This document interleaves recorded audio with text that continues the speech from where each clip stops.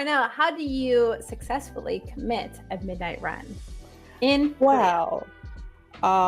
We're gonna put a little disclaimer out there because a midnight run is in Korea when a foreign teacher kind of just leaves in the middle of the night and leaves their job in the middle of the night, and basically it's a whole phenomenon that is kind of looked at negatively actually in the foreign teacher community. And I feel like it kind of gets a bad rap because in certain situations it's necessary, like in my situation. Yes. I agree. Yeah. Normally people are like, well, if you want to stay in Korea, don't do it. But obviously Arnell was like, I'm never coming back here. So a midnight run in her case, highly recommended, because if you don't care about like how things end or you just don't want to come back, go out with a bang. Yeah, exactly. And a lot of people say, oh, it's selfish. Think about all the staff you're leaving behind and they have to pick up after you and blah, blah, blah. But for me personally, I feel like you have to choose yourself sometimes. Right. Because when you're in a situation like mine, you have kind of just minimized yourself for so long, for so many months. And you kind of just have to stand up for yourself. And sometimes it will have to be in that way. So for me, I should probably get into my story of how I made the decision to midnight run. So there was an incident. Well, there were multiple incidents.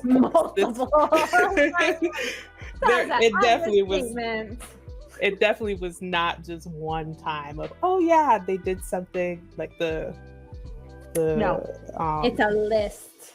The staff did something to me where I'm like, oh, I'm just gonna pick up my stuff and I'm gonna leave and I'm gonna add all this burden to like the friends I've made at work and yada yada yada. But a lot of things happened during that time, and for me, the final straw was when we were having a meeting and a lot of problematic things were going on, a lot of microaggressions. So for those of you who don't understand what microaggressions are, it's not outward racism, but it's definitely underlying racism where they can explain it away as something else. But really, that's what was happening. So during our meeting, I had received some information that what happened in the Korean teacher meeting, because we had separate meetings. There's foreign teacher meetings, Korean teacher meetings. And I got information that I was actually talked about in that meeting. And so how should we refer to her? The head teacher at the time, Jay. So she actually had in the meeting notes a picture of a bandana and what kind of bandana though? Yeah, so like a bandana that would be associated with gang violence, right? Yep. So looking back at it now, I could laugh, but in the moment, I was just I felt so defeated because at that point, she had already picked away at my sanity, basically, through little things. Oh my word. So when I heard about that, because she was going on a rant about basically proper attire to wear to work. And she was basically referring to me as someone who shows up to work unprofessionally because I wore this, right? So I wore this in this episode to prove a point. Does this look like a bandana, y'all? Does it look like a bandana? No. Because what this is actually a satin scarf. So this is what I was wearing to look presentable because, side note, in Korea, the water is very harsh. My hair was having a very difficult time adjusting to the different type of water, and I have curly hair. Ro understands also. She has curly hair. The water was not kind to us at all. It was giving us bald spots at some point. It was like my hair got so thin.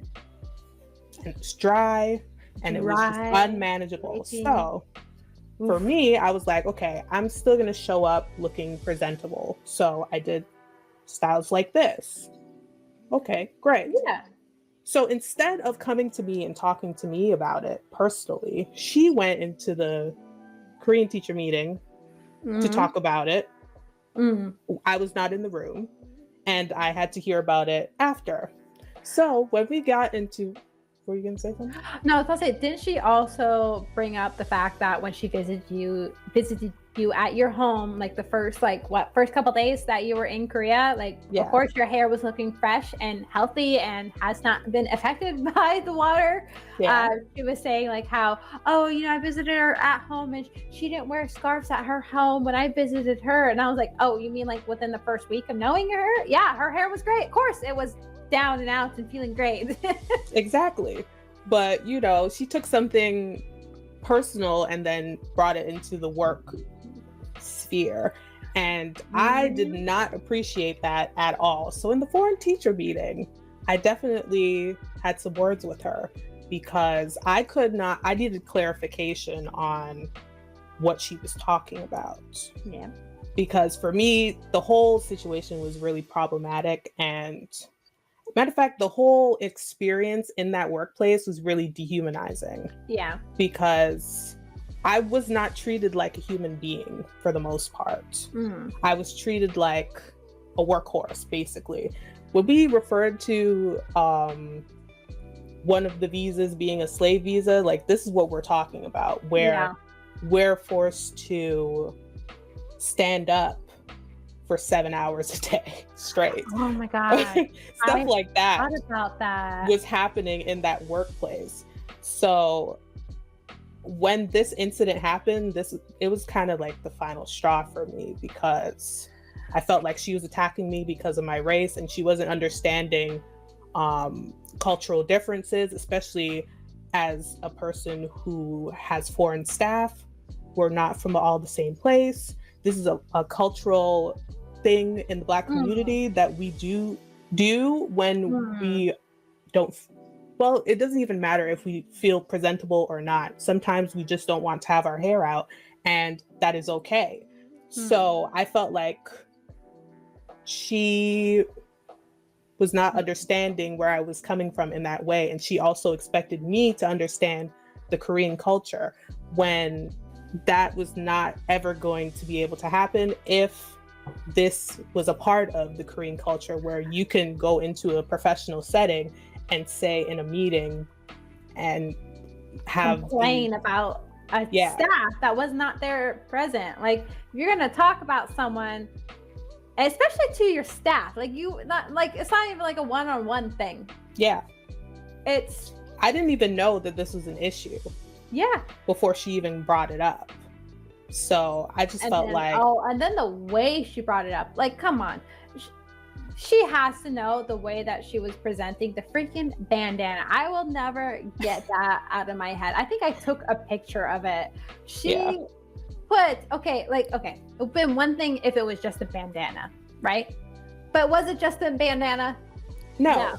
She had some person in saggy jeans with the bandana hanging out the pocket, which, if you are from the Americas, we know what that means. Like, that is, come on, people in the chat. You know what that means to the States. Like, everyone knows that. And I was just like, where the heck is she going with this? And then it was, and you knew what to refer to, what she was referring to. And the fact that there were some staff that were showing up in see-through tops, but I was the one who's being reprimanded for not showing up to work looking professional.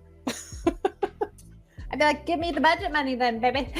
Exactly. The other thing that she could not possibly understand, when I was, even later on when we had our one-on-one meeting after I went to the director and explained to her why I had an issue with what she did, I was telling her, we are foreign. My body type is not Korean.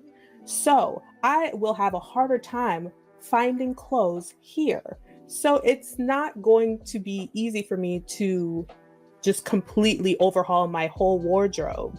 Like, I only got 2 bags that I could come with, right? So I'm only fitting in enough clothes that I can get through the year. And if I'm going to buy new clothes, I would have to go to a foreign clothing store, which is not far away, and it costs money. And I wasn't getting paid that much either. No, we don't get paid enough to provide a whole new wardrobe. Exactly. And also, we're working with little kids. Yeah. They're eating, they're making a mess, they're writing everywhere. I have a whole bunch. Fingers. Exactly. So I just felt like the environment didn't call for me to be showing up in my most business casual outfits every single day. Like she could. She was sitting at a desk. I had to stand up, so I had to be comfortable. If I'm going to be standing up for 7 hours a day straight, just also, 1 hour off my feet, I'm going to have to be comfortable. Business casual anyways. No, she was not. She was wearing like these, to be honest, like grandma clothes. Like, that's not business casual. I'm sorry. When she was like critiquing your wardrobe and you told me about it afterward, I was like, who is she talking about? I know. I've seen this woman roll up in the same clothes 3 days in a row before. I mean, she was sleeping at the office, so she really didn't have any room to talk. I remember she was almost saying like braggingly, like, oh yeah, I have a sleeping bag. I sleep underneath my desk after I finish my work. And I'm like, I was like, excuse me? Like, I remember like, because my desk was not far from it, and she was talking to our head the head of the foreign teachers. Remember, I think you were there when this happened, because remember my desk? Yeah, it was right in front of hers, so she would always be trying to make conversation with you. And I was like, all the time. And I remember hearing her talk about that, like, oh yeah, like I slept here last night around like 1 a.m. and I woke up at 6 to go back to my house to change my clothes. And I'm like working at my desk, and I like look at my coworker across from me going, are you hearing this? What?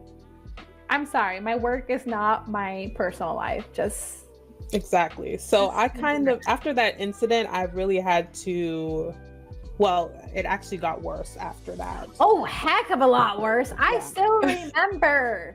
That was just like the first big blow up that happened, which made me feel like, okay, I need to give my resignation. That was nuts. But as soon as I gave my resignation, it got worse. It was open season. Oh yeah. Open season. And at that point, I didn't care. Like, we were having drag out arguments in meetings, in the hallway, in public. It didn't matter. If she said something I didn't like, I was not gonna like be silent about it, because at this point I'm on my way out.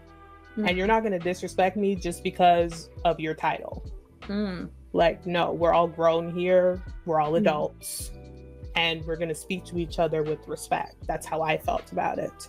So there were many cases where she would start picking fights with me and another coworker of mine that looked similar to me, if you know what I mean.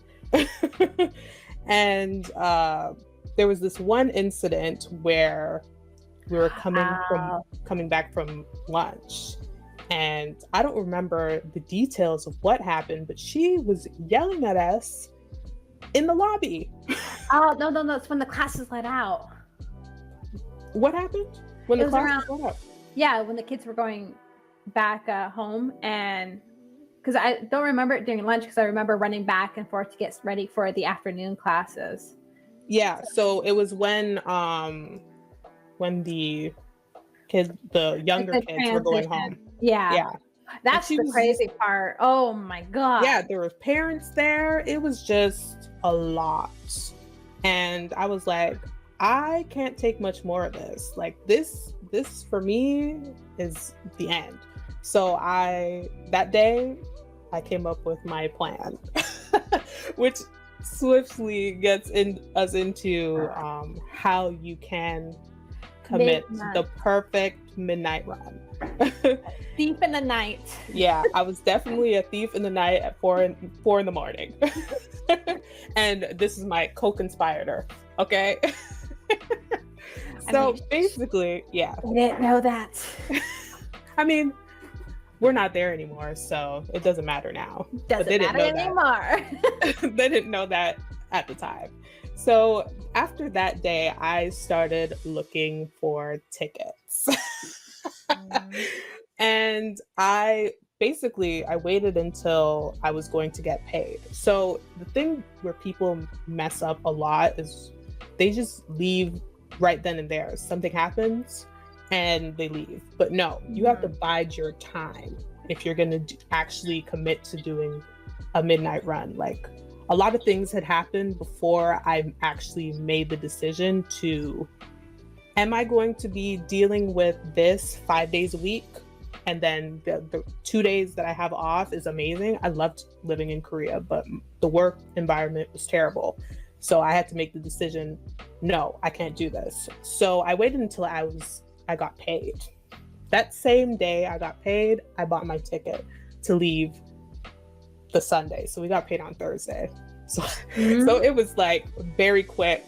I really had to manage my time well, because the next day when I went to work, it kind of reconfirmed that I made the right decision, because guess who was in my classroom ready to harass me, basically? Jay. She was just there, teaching my class, trying to, intimidate me and, Yeah. Yeah.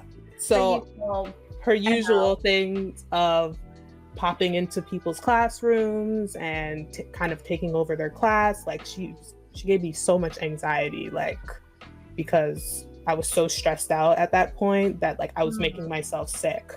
So I ended up telling the director that I needed to leave, like I wasn't feeling well, and I left. But guess what, guys?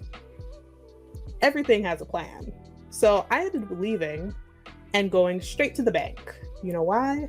Because I had to take out all my money. All my money, all my savings. I had to make sure that was secured. And the reason why this ended up working out perfectly for me is because in Korea, banks close at 5 o'clock. Guess what time we get off? 5 o'clock. No, not even 5 o'clock. We got off at 6 p.m. Oh God, I forgot about that. Right. So, and it's only Monday to Friday, right? So I had 1 day. It was make or break to get all my money out, because remember, I was leaving on the Sunday. This is the Friday. So everything kind of worked out for the best. And that's how I knew, yeah, I'm making the right decision, because everything was kind of lining up for me to leave. Originally, when I gave in my resignation, I wasn't planning on leaving. Like, I didn't know if I was going to leave yet. I was looking for other jobs in Korea. But then stuff started, as I said, after I gave in my resignation, stuff started to get worse, start to snowball. And I was like, you know what? I'm just going to go home. Like, this is not worth the stress. And I feel like a lot of foreign teachers get into that mindset of, oh, I need to stay here. But no, you really don't. You can go home. For me, I felt like if I'm going to deal with this kind of treatment that I don't even deal with at home, why do I need to do that?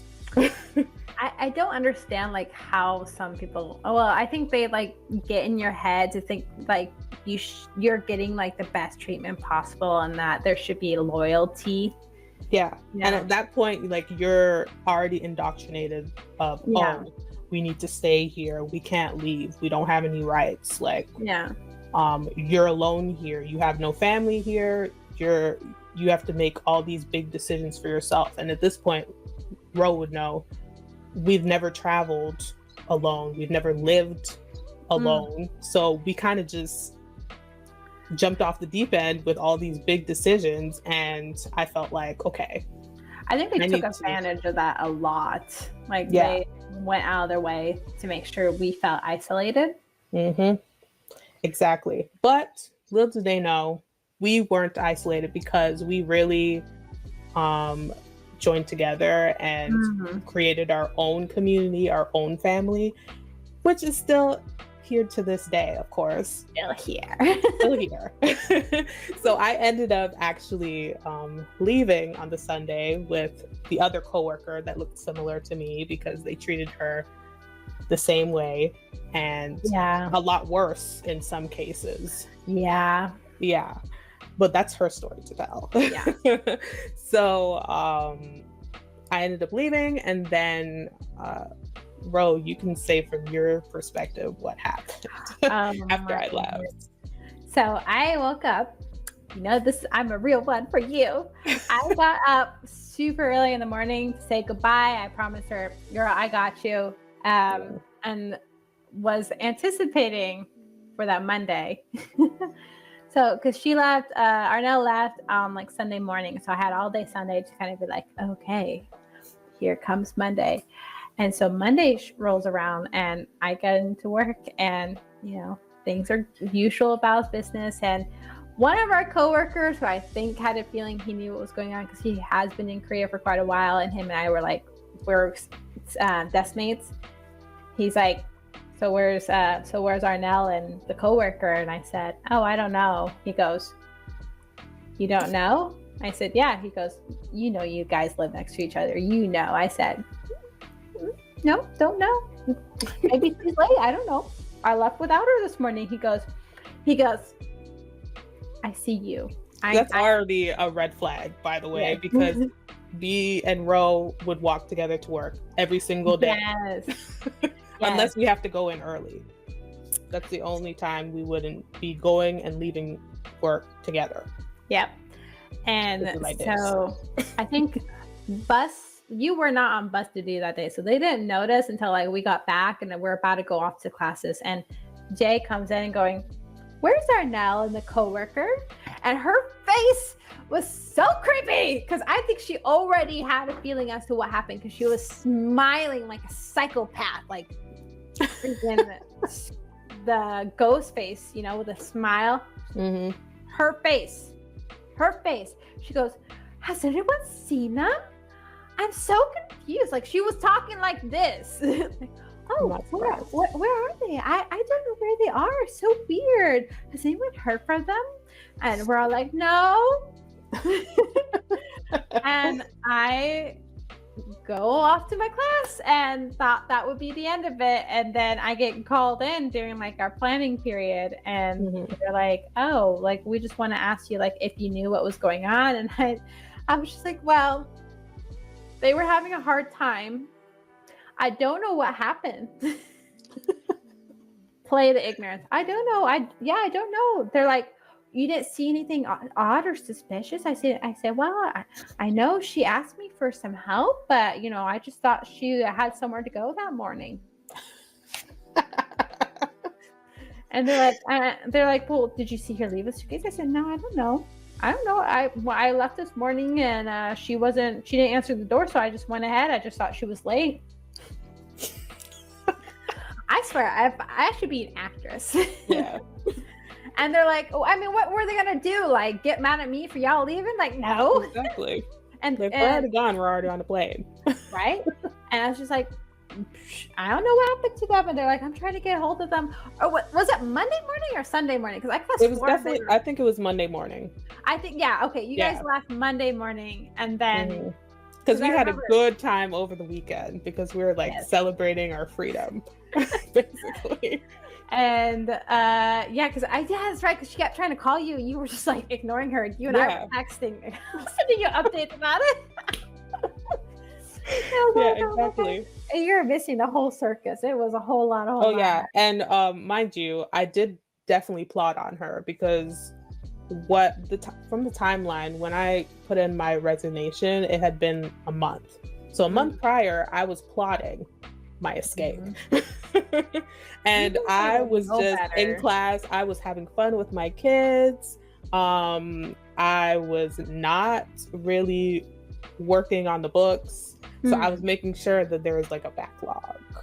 Oh yeah. Guess who ended up taking all my classes? I had to watch all of that happening, but guess what? They put a lot of the work on the head English teacher. Exactly. The same one who drove me out, basically.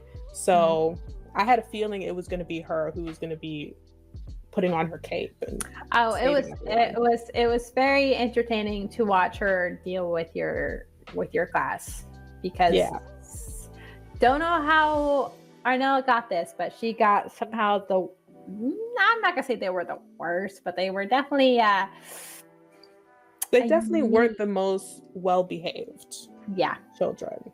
Yeah, that's a good description.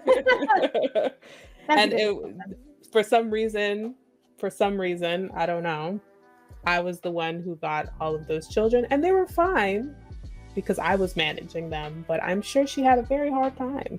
Oh, I remember hearing her screaming in the hallway, so I was just like, I'm not gonna say karma, but you know, got interesting way of working out.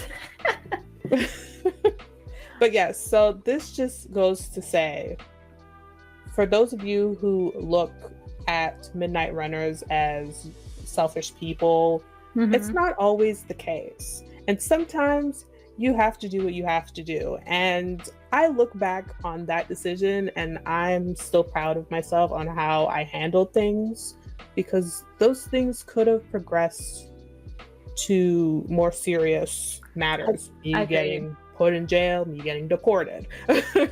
And I would have rather just cut my losses and go back home than have to kind of struggle and scratch and survive in Korea. Like some people, they actually stay there. I've seen people begging on the streets. Like sometimes being a foreigner there, it gets very, very tough, especially when you don't have any job security.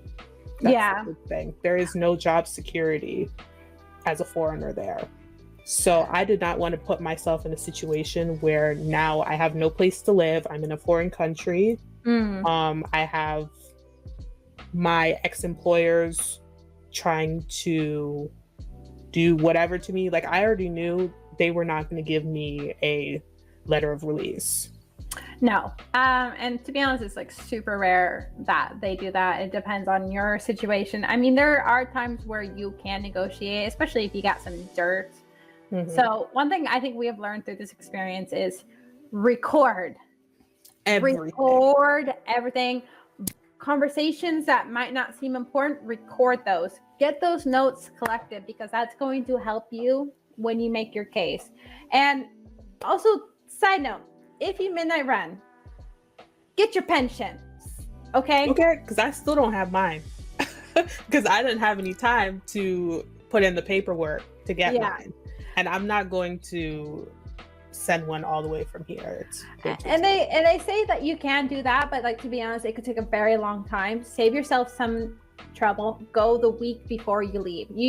They don't notify your work or anything that you are taking out your pension, because it does take time for the paperwork to process for that, because basically you're like saying, I'm giving up my retirement here in Korea. But that is substantial money, because you do pay it monthly, and you can get that money back when you leave. It's not. Yeah, I definitely took the L on that one, but you know, I'd rather have my mental health and my peace of mind than have a couple more dollars. Period. But yes, that is how we know you are legally fired, and that's how to commit a midnight run. Yes, exactly. Thank you guys for joining us today. See you next time on Tea Time. Bye. Bye.